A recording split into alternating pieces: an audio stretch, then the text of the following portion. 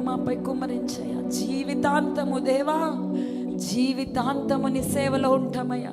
జీవితాంతము నీ సాక్షులుగా బ్రతుకుతామయ్యా. జీవితాంతము నీ ప్రేమకు పత్రికలుగా బ్రతుకుతామయ్యా.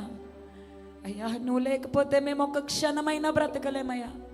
ఈ జీవితము నువ్వు పెట్టిన భిక్షయ్యా. ఇంకా మేము బ్రతుకున్నామంటే ఇది కేవలం నీ కృపేనయ్యా. జీవిత కాలము నీకు మేము రుణస్థులమేనయ్యా. మా బ్రతుకులు నీ చేతుల్లో పెడుతున్నామయ్యా. నువ్వు మమ్మల్ని నడిపించయ్యా. ఏ ఒక్కరిని దాటిపోవద్దయ్యా.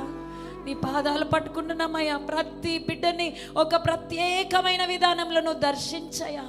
ఎన్నో అయా భయంకరమైన పరిస్థితుల్లో భారాన్ని మోస్తూ, అయా రోగముతో, ఆ బలహీనతలతో నలిగిపోతూ, కన్నీరు కరుస్తూ, కన్నీళ్ళే అన్నపానముగా బ్రతుకుతున్నవారు ఈ బిడ్డలకు ఒక మార్గాన్ని తెరువయ్యా. అయా, స్వస్థత దయచేదేవా. నువ్వు లేకపోతే మాకెవ్వరూ లేరయ్యా. నీ ముఖము చాటు చేసుకుంటే ఒక క్షణమైనా మేము బ్రతకలేమయ్యా. దేవా, నీవే నీ బిడ్డలకి సహాయము దయచే. ఇంతవరకు నీవు మాతో ఉన్నందుకు నీకు స్తోత్రాలయ్యా.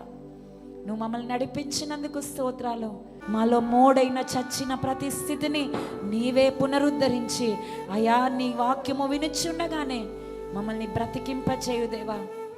నీ రాకడ కొరకు మమ్మల్ని సిద్ధపరిచయ.